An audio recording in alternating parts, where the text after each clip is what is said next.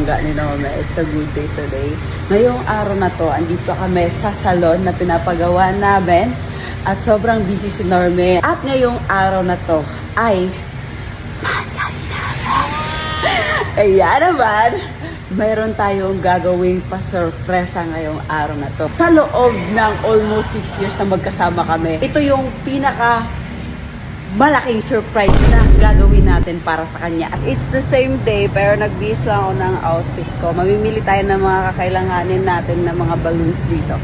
Thank God kasi nabigyan talaga tayo ng chance na gawin to ngayong araw na to. Kasi after namin dun sa salon, si Norme ay nagpaayos kay Abante. Happy Mansari.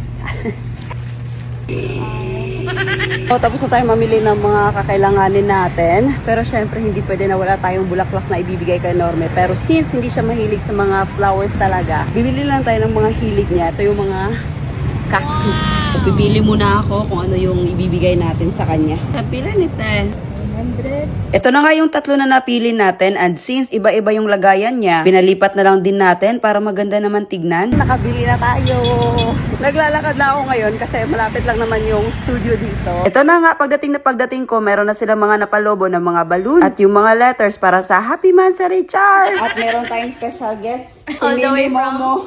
Gusto ko lang din magpasalamat kay Dudong Laagan kasi naging kasabuat natin siya sa plano na to kasi nagpaayos ngayon si Norman ng sasakyan kay Abante at sinabi natin na dapat tagalan niya yung pag-aayos ng sasakyan para matagal dumating si Norman para maging successful tong surprise natin ngayon sa kanya. Meron din pala akong pinaprint dito. Agad-agad talaga to sila ba? Grabe. Sobrang believe ko sa mga binigyan ng task kasi agad-agad nakakat na. O, tingnan nyo naman o. So, mga ganitong colors yung pinili natin kasi ganitong colors din naman yung hiling ni Norm. Tapos, after nito, yung gagawin natin, lalagyan natin siya ng ribbon. Tapos, ilalagay natin tong mga pictures. Yan, nakatarik na siya dyan. Yan! Lala, ang galing ko na. Ilalagay natin dun sa taas mamaya.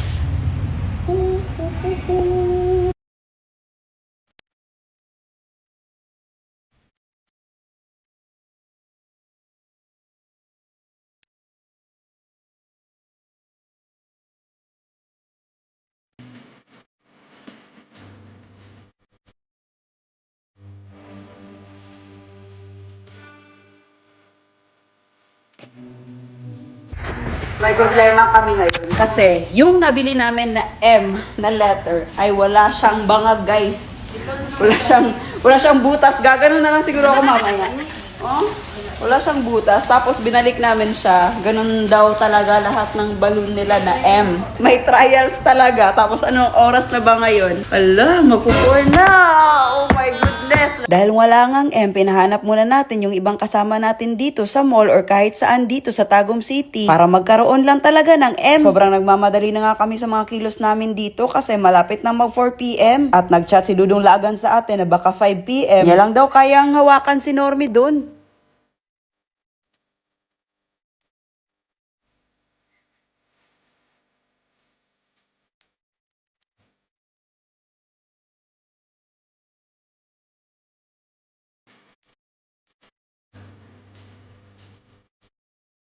So, ayan, ito na yung pasilip ng surprise natin kay Norme at ikakabit na natin yung Happy Mansari ngayon. Let's go!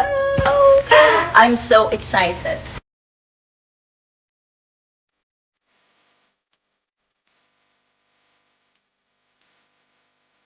Update nga pala, nakahanap sila ng W, kaya naman binaliktad na lang namin para maging M. Grabe, halos 3 oras din talaga hinanap nila yung W. Di ko alam, sobrang saya ko talaga ng araw na to. Nasa wakas, yung matagal na matagal ko ng plano ay magagawa ko na talaga kay Norme ngayong araw na to. Na kahit sobrang simple lang tong surprise natin, alam ko naman na sobrang ma-appreciate to ni Norme.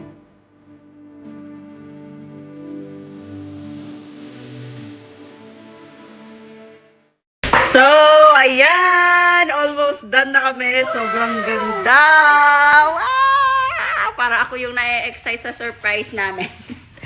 Sariling surprise, ako yung na-excite. Sobrang tagal na natin tong napagplanuhan. Pero, parang agad-agad na gawa. As of now, ay inaantay pa talaga natin si Norme. Kasi ngayon lang din siya pinakawalan ni Dudong Laagan. Nung pagkasabi ko na okay na set up na kami dito. So, ayan. Ang ganda na tignan. Thank you. Halos 5 hours namin to ginawa. Napakasimple pero 5 hours ha. Tapos ang dami pa namin. Siguro pag ako lang gumawa nito, aabutin ako ng whole day. Yung nararamdaman ko ayun, kinakabahan talaga ako kasi di ko alam kung ano yung magiging reaction niya. Marami na sila! Namugnaw ang koy. Hello! Totoo nga! Wala pang selebrasyon, may kain na. Halipong naman ko sa ako ba, uy. Makay-matayin ka nan. Parang nakaka-high blood. Ayan na, DJ!